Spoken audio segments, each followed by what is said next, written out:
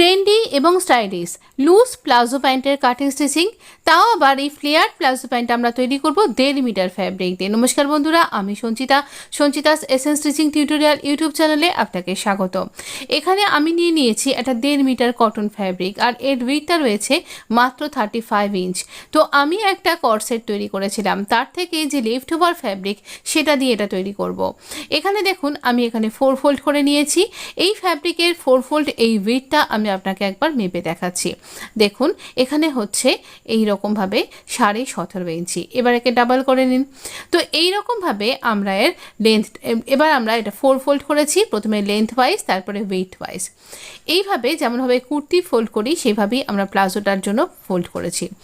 এবার এই ওপর থেকে আমরা লেন্থটা আপনাকে একবার মেপে দেখিয়ে দিচ্ছি কতটা আছে। এই দেখুন এখান থেকে ধরলে এখানে রয়েছে 31 ইঞ্চ।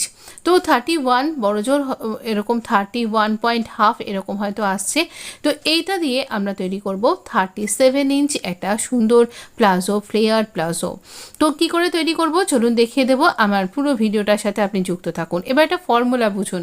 এখানে ওয়েস্টের জন্য কতটা ফ্যাব্রিক লাগবে, যা আপনার হিপ সাইজ তাকে 4 দিয়ে ভাগ করুন, তাহলে তার সাথে যা আসছে তাকে 4 দিয়ে আরও যোগ করতে হবে। তো আমার এক্ষেত্রে আসছে 15 ইঞ্চি, কিন্তু আমি এখানে অনেকখানি ফ্লেয়ার চাইছি, তাই জন্য পুরো 17.5 ইঞ্চিটাই নিয়েছি। 3 ইঞ্চি ওপরে বেল্টের জন্য আমরা দাগ দেবো। বেল্টের জন্য কেমনভাবে দাগ দেবো, আপনার ইলাস্টিকের সাইজ অনুযায়ী, ইলাস্টিকটা যতটা চওড়া সেই অনুযায়ী। তো আমার এখানে 1 ইঞ্চির ইলাস্টিক, তাই জন্য আমি 3 ইঞ্চি রেখেছি। তো ফোল্ড করে স্টিচ করতে হবে তাই জন্য। এবার এই বেল্টের অংশটা ছেড়ে দিয়ে আমরা ক্রচের ফর্মুলাটা বুঝুন। আপনার যা হিপ সাইজ তার 4 ভাগের 1 ভাগ, তার সাথে আপনি এখানে 3 ইঞ্চি বা 2 ইঞ্চি 2.5 ইঞ্চিও দিতে পারেন লুজিং। আমি এখানে 3 ইঞ্চি দিয়ে 14 ইঞ্চিতে মার্ক করলাম। এবার এই 2.5 ইঞ্চি ভেতর দিকে একটা সোজা দাগ দিয়ে দিন, যেরকমভাবে আমি দিচ্ছি। ঠিক এই রকমভাবে প্রচণ্ড মশা ঘুরছিল, তাই এভাবে তাড়াতে হচ্ছিল। এবার এখানে একটা সোজা দাগ দিয়ে দেবো এরকম পুরো লাইনটাতে, একদম স্ট্রেইটভাবে এইভাবে একদম ওপর পর্যন্ত আমরা এখানটাতে দাগ দিয়ে দেব। এইভাবে দাগ দেওয়া হয়ে গেলে নিচে এখানটাতে কর্নারে যেভাবে আমরা আর্ম রাউন্ড দিই সেইভাবে এখানে 1 ইঞ্চির একটা গোলাই দিয়ে দিন, এই রাউন্ড করে দিন। 1 ইঞ্চির বেশি কিন্তু দেবেন না।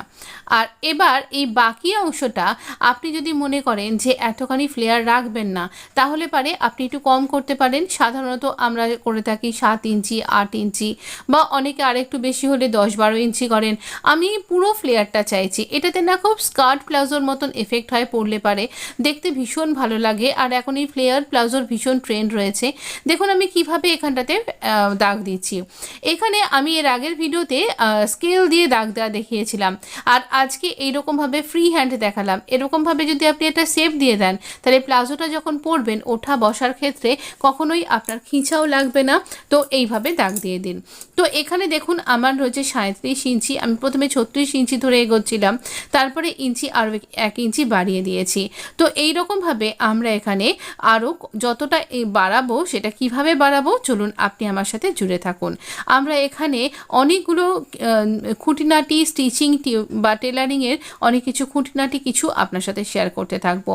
এই শেপটা কিন্তু অবশ্যই দেবেন, তাহলে পারে আপনার প্লাজোটা একটা ভীষণ সুন্দর শেপ পেয়ে যাবে, যেই কারণে আপনার ওঠা বসা শোয়া বসার ক্ষেত্রে কোনো অসুবিধা হবে না।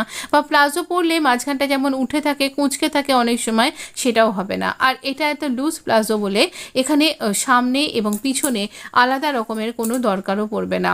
এবার দেখুন এই ওপরের দিকটা জোড়া রয়েছে, এই জোড়া অংশটাতে আমরা এখানটাতে কাট করে আলাদা করে দেব। তো এইরকম জোড়া অংশটাতে আমরা এখানে কাট করে আলাদা করে দিচ্ছি। খেয়াল রাখবেন যেন মেজারমেন্টটা সরে নড়ে না যায়, একদম সুন্দরভাবে এখানটাতে ঠিকঠাকভাবে কাটিংটা করতে হবে। আমাদের এই পর্যন্ত কাটিংটা কমপ্লিট হয়ে গেছে। এবারে আমরা মার্ক করব আমাদের উল্টো দিকে। সাধারণত আমি উল্টো দিকে এরকম ডাবল দাগ দিয়ে মার্ক করে থাকি, তাই করলাম। এবার একটা সোজা দিককে এরকমভাবে রাখবো, তার উপরে মুখোমুখি আর একটা সোজা দিককে এভাবে রাখছি। মুখোমুখি সোজা দিকগুলোকে রেখে আমরা ক্রচ লাইনটা জুড়ে নেব। দুটো দিকেরই ক্রচ লাইনকে আমরা এইরকমভাবে জুড়ে নেব। দেখুন এইভাবে যেভাবে দেখাচ্ছি, এরকম 1/2 ইঞ্চি এরকম সেলাইয়ের মধ্যে নিয়ে এভাবে দুটো দিককে আমরা জুড়ে নেব। দাঁড়ান আমি না দাগ দিয়েও আপনাকে দেখিয়ে দিচ্ছি কতটা আপনি সেলাইয়ের মধ্যে নেবেন। আমি এটা চক দিয়ে এরকমভাবে দাগ দিয়ে দিচ্ছি। তো এইভাবে আমরা এখানটাকে জুড়বো। এর আগের ভিডিওতে কি করে জুড়তে হবেও দেখিয়ে দিয়েছি। একটা বিশেষ টিপস আমি এখানে জোড়ার জন্য দেখিয়ে দিচ্ছি, চলুন মেশিনে গিয়ে দেখিয়ে দিচ্ছি। আমাদের এখানে জোড়াটা হয়ে গেছে।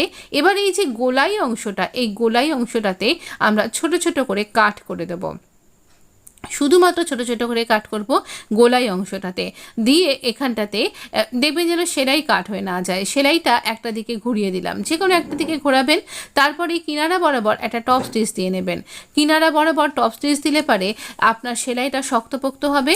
আর ব্র্যান্ডেড স্টাইল যে সমস্ত প্লাজোগুলো আপনি বিভিন্ন বড় বড় দোকান থেকে বা অনলাইন পারচেস করেন, সেই রকমই কিন্তু একটা লুক চলে আসবে আর শক্তপোক্ত হয়ে যাবে, এই রকম দেখতে লাগবে। কিন্তু এই পর্যন্ত সেলাই করে নেব, দুটো ক্রচ লাইনেই এরকমভাবে স্টিচ করে নেব। এবার এই কোমরের ওপরের অংশটাতে এখানে আমরা ভেতর দিকে 1/2 ইঞ্চি ফোল্ড করব, একদম 1/2 ইঞ্চি এরকমভাবে মাপ করে এভাবে ফোল্ড করে স্টিচ করে দেব। যখন আমরা ইলাস্টিক লাগাবো, হ্যাঁ আমি এখানে ইলাস্টিক ইনসার্ট করব, যখন ইলাস্টিকটা লাগাবো তখন কি হবে, সুবিধা হবে আমাদের এই ফোল্ডিংটা করা থাকলে। ইলাস্টিকটা আমরা ওয়েস্ট রাউন্ড -4 এইরকম মেজারমেন্ট নিয়ে এটা তৈরি করেছি। এবার পুরোটা রাউন্ড ওয়াইজ এইভাবে স্টিচ করে নেব, যেন এই রাউন্ডটা ফোল্ড হয়ে না যায়, খেয়াল রাখবেন। এবারে আমরা এটাকে ইনসার্ট করব। কি করে আমরা ইনসার্ট করব এই প্লাজো প্যান্টের মধ্যে ইলাস্টিকটা? একটা স্টিচিং লাইনের মাধ্যমে এটা তৈরি করব। দেখুন এইরকমভাবে প্লাজোটাকে সোজা করে নিয়েছি, প্লাজো প্যান্টটা সোজা করে ইলাস্টিকটা মাঝখানটায় রাখছি, আর ওপর থেকে যে অংশটা সেলাইয়ের জন্য রেখেছিলাম সেটা ফোল্ড করে দিলাম। এই যে স্টিচিং লাইনটা তৈরি হয়েছে, এই স্টিচিং লাইনটার ওপর দিয়ে দিয়ে স্টিচ করব। কখনোই আমরা ইলাস্টিকটাকে স্টিচ করে ফেলবো না, তাহলে পরে আমাদের ইলাস্টিকটা কাজই করবে না। তো এইভাবে আমরা স্টিচ করব। আর খানিক্ষণ দেখুন এখানে দুটো ক্রচ সেলাইটা কিন্তু মিলে যাবে, এটা বুঝতে পারবেন যে আপনি ঠিকঠাক কাজ করছেন। এবার কোথাও গিয়ে যখন দেখবেন ইলাস্টিকটা আর পাচ্ছেন না, তখন এরকম ভেতর থেকে টেনে নেবেন, তাই বলে যেন আপনার সেলাইটা সরে না যায়। এইভাবে পুরো ইলাস্টিকটা আমাদের এইভাবে স্টিচ করা হয়ে গেছে। এবার আমরা পুরো প্যান্টটাকে টেনে নিয়ে ইলাস্টিকটা চারিদিকে সমান করে ছড়িয়ে দেব। চারিদিকে সমান করে ছড়িয়ে দেওয়া হয়ে গেলে মাঝখানটাতে টেনে নিয়ে আপনি এটা স্টিচ করে দিন। আর আপনার যদি আমার মতন হ্যান্ড সেভিং মেশিন হয়ে থাকে বা আপনাকে কেউ যদি হেল্প করবার না থাকে, তাহলে এই রকম আমি যেমন দেখাচ্ছি, এই দুদিক থেকে কাপড়কে সরিয়ে দিয়ে এইভাবে মাঝখানটাতে যে ক্রচ লাইনের ওপর দুটো অংশটাতে এই ইলাস্টিককে আমাদের প্যান্টের সাথে একসাথে স্টিচ করে দিন। এতে করে কী হবে, যখন আপনি কাঁচা ধোয়া করবেন এই প্লাজো প্যান্টটা, তাহলে ইলাস্টিকটা ফোল্ড হয়ে যাবে না আর এটা গুটিয়ে যাবে না, এই রকম সোজা টানটানি থাকবে। তো এটা একটা টিপস আপনাদের সকলের জন্য যারা বিগিনার্স বা যাদের হ্যান্ড সেভিং মেশিন আছে আমার মতন। এবার আমরা এখানে আমাদের সোজা দিকটা নিচ্ছি বটমে। এই একটা আমরা এখানে লেস নিয়েছি, এইটাকে আমরা জয়েন্ট লেস হিসাবে এই লেসটাকে লাগাবো। লেসের সোজা দিক আর এই প্যান্টের সোজা দিক মুখোমুখি থাকবে, আর 1/2 ইঞ্চি এই নিচ থেকে আমরা ফোল্ড করে 1/2 ইঞ্চিরও কম আর কি, একদম কিনার মানে কয়েক পয়েন্ট আর কি, 2 পয়েন্ট মতন এরকমভাবে ফোল্ড করে এই আমরা এই বর্ডারটার কিছুটা অংশ 1/2 অংশটাতে এইভাবে স্টিচ করে দিচ্ছি। এইভাবে পুরো বর্ডারটাতেই কিন্তু আমরা এইভাবে স্টিচ করব। এইরকমভাবে স্টিচ করব, একদম যেন স্টিচিং এই যে ফোল্ডিং লাইনটা যেন সমান হয়, একটুও যেন টেরে বেঁকে না যায়, সেই খেয়ালটা রাখতে হবে। এইভাবে পুরোটাতে আমরা কিন্তু স্টিচ করে দেব। এইরকমভাবে স্টিচ করতে গেলে দেখবেন যে একদম সুন্দরভাবে আপনার এই লেসটা কিন্তু বসে যাচ্ছে। দুটো আমি এখানে একটা বটমের মুহুরিতে দেখিয়ে দিচ্ছি, এভাবেই দুটো দিক করে নেব আমরা। এক্সট্রা লেসকে কাট করে দেব, দেবার পর এই লেসটাকে সামনে বার করে নেব, আর এইখানটাতে একটু হাত দিয়ে চেপে ইমপ্রেশন ক্রিয়েট করে নিন। তাহলে দেখবেন এই যে সাইডে যে একটা বর্ডার মতন তৈরি হলো, এই যে শক্ত জায়গাটা, এইখানটাতে একদম কিনারায় না গিয়ে এই ভেতর দিকে একটা টপ স্টিচ করে দিন। এতে কি হবে, আপনার এই লেসটা এইদিকে সুন্দরভাবে বসে যাবে। এই দেখুন আমি কাছ থেকেও দেখিয়ে দিচ্ছি, জুম করেও দেখিয়ে দিচ্ছি।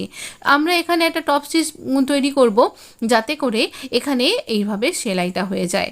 একে টপ স্টিচ বলে বাংলায়, একদম পাতি বাংলায় টেলারিংয়ের ভাষায়, বাংলা টেলারিংয়ের ভাষায় চাপান স্টিচও বলা হয়ে থাকে। এবার আমরা দেখুন এটাকে আপনি আপনার মা বা কাকিমার কাছে হয়তো শুনে থাকতে পারেন। তো দেখুন এখানে 6.5 ইঞ্চি আমার এটা কুট কুর্তির পাশ থেকে লেফট ওভার ফ্যাব্রিক আছে। তো এর ভরসাতেই আমি এই ডিজাইনটা তৈরি করছি। এখানে এইরকমভাবে ফোল্ড করে নেব, এই ফোল্ড করে আগে একটা স্টিচ করে নেব। যেমনভাবে আমরা ওই বটমটাতে স্টিচ করলাম ঠিক সেইভাবেই এখানটাতেও অসমান অংশটা এখানটাতে আমরা এইভাবে স্টিচ করব। আমি একটা কুর্তি তৈরি করেছিলাম, সেই কুর্তির সাইড থেকে বেশ কিছুটা ফ্যাব্রিক আমার বেঁচে গেছিলো। দেখুন এবার এইরকম স্টিচ করে নিয়ে আমরা যতটা অংশ এখানে চাপিয়ে সেলাই করেছিলাম, এবার এখানেও কিন্তু 1/2 ইঞ্চির মতন এরমভাবে চাপিয়ে সেলাই করে নেব।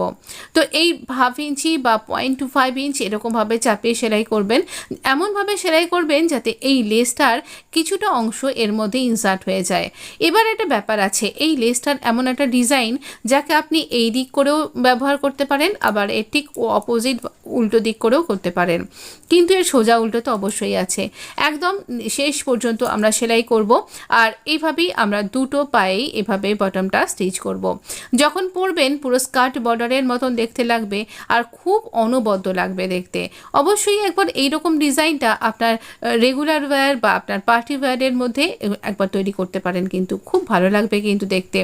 আমার তো বেশ ভালো লেগেছে। এই পর্যন্ত স্টিচ করে এক্সট্রা ফ্যাব্রিক কাট করে নেব এবং আরেকটা যে প্যান্টের বটমে মানে এরই আরেকটা প্যান্টের বটমটাতে স্টিচ করব। ঠিক এই রকমভাবেই দুটো বটমকে রেডি করে নেব।